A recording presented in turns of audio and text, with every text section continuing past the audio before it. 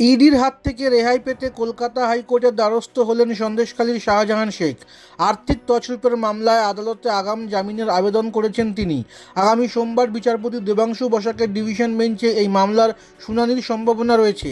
এর আগে বসিরহাটের পিএমএলএ কোর্টে আগাম জামিনের আবেদন করেছিলেন তৃণমূল থেকে সাসপেন্ড হওয়া এই নেতা। সেখানে তার আবেদন খারিজ হয়ে যায়। এখন হাইকোর্টের দ্বারস্থ তিনি।